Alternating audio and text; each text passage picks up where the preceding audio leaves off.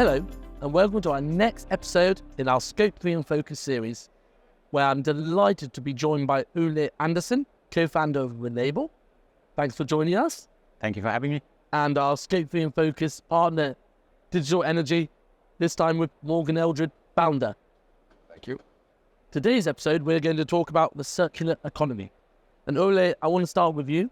I think it'd be good just for the audience to know a little bit about what Renable does as a company and what separates you from other companies who work within the circular economy as well. Renable's purpose is to track and trace all the materials deriving from decommissioning of ships and other facilities and other assets from the origin to the end user.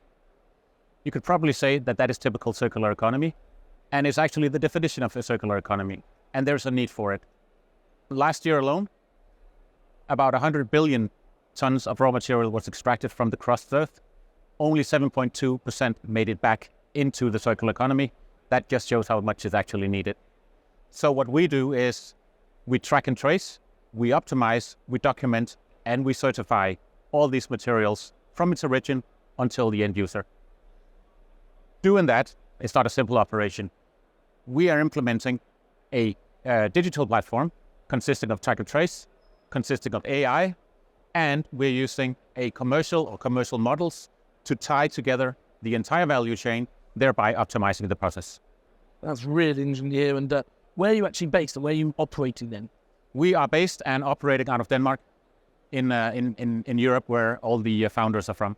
Now, Morgan, I want to bring you in here. How does what Renable does connect or relate to Scope 3 then? Okay, well, absolutely great. So, as you know, we've talked previously about Power to X, so we've talked about transportation, the logistics that go with it. So, materials are a big aspect that we've not necessarily touched upon, but of course, your materials have a lot of embodied carbon already within them. By nature, they're Scope 3. So, one of the things is, how can we do more with less? And so when you start having a circular economy and you start recycling things, and when that goes, that typically will go to a third party who will take that on and manage the whole process and value chain, as Ole had mentioned, where we take it from after use, recycle it so it can go back to use. And of course, this is all Scope 3. And it's one of the things that we've not talked an awful lot about within Scope 3, which is recycling and the circular economy. And I think it's something that we're really going to start touching upon as we grow our understanding globally on emissions reporting. Absolutely, Morgan. And actually, I want to bring you back in there about, can you put some specific numbers then or on the impact of the digital platform you're bringing in and the commercial models you're offering around your system? Absolutely. One of the items that I mentioned that we actually recycle are our vessels. Vessels consist of about 85% steel, subject to which vessel type it actually is. So we could take steel as an example. Now, our method of doing things, we can actually reduce the CO2 footprint by up to 90%. But that's not everything. We can also reduce the water consumption by about 46%, up to 46%, the water pollution by 76%, and the air pollution by around 86%. So there's a whole circle inside the circular economy which actually benefits everybody. That's really interesting to hear. And Morgan, on the specific technology behind the platform, how does the track and trace then should work and what's the importance of it? And then Ole, you can add to that as well. Okay, no, so it's a great part. So in this case, we're taking the most efficient data centers, so it's using leveraging cloud, best data centers. We've looked at the code, making sure it's got the best emissions, the optimization is there. But effectively what we're doing is we're doing data capture, data ingestion, being very transparent in it, also ensuring any changes are done. We're looking at how we can make that immutable, so it's really tracked. Of course, then on the tracing, we're looking at benchmarking against a massive data set. I believe it's the largest data set for recycled material in the world. It's global, it's detailed. I mean, we're talking stuff that's, you could pay a lot of money for databases out there. We've actually created one that's more. It's very, very, very, very detailed. And then on top of that, we're then using AI, which is, in terms of, you have to understand, when we're doing this, there is over 49 different transportation methods of moving this. There's different processes. There's smeltering, there's refabrication, it's moving it from a shipyard, and the process can change. And this AI is truly game-changing because we are able to look at over 32 million different options that come out. And then from that, we have different parameters. So I want to have these 32 million and I want to have the lowest emissions. I want to have the lowest cost, or I want to have the lowest time to the customer. And we can adjust that appropriately. And we are doing these massive compute and calculations in 15 milliseconds. So 0.15 seconds, massive calculations are done. It's really, really game-changing stuff. Yeah. Your question actually takes me back to the background of the three founders and why we chose this industry. Our background is technical, it's operational, it's commercial, but our latest assignment was decommissioning offshore oil field assets. Now, we saw how that approach is, and we also saw that a fragmented supply chain actually has quite difficulties working together, optimizing processes, and also optimizing their own process.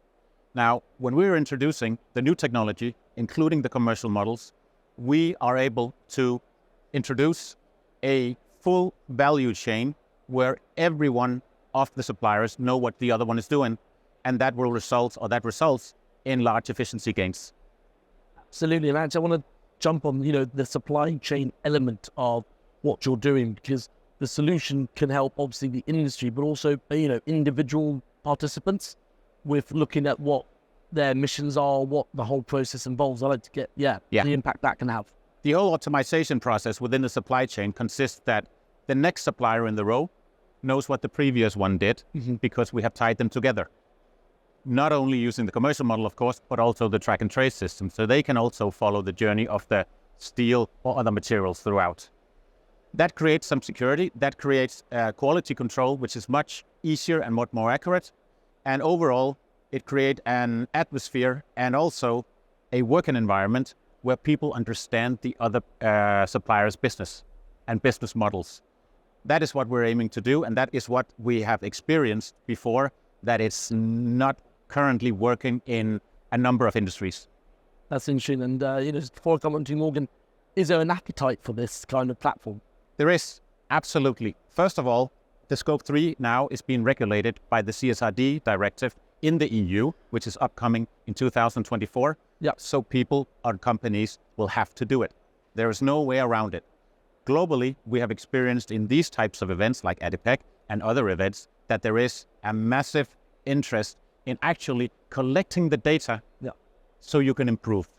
Our platform can actually do the opposite. You can actually estimate the whole journey of the materials prior to sending them through. Thereby, you're able to choose which path suits your materials, and the end user also knows their Scope 3. So that is how we see it, and yes, there is an appetite. Fascinating to hear, and that's good to hear as well, Ole.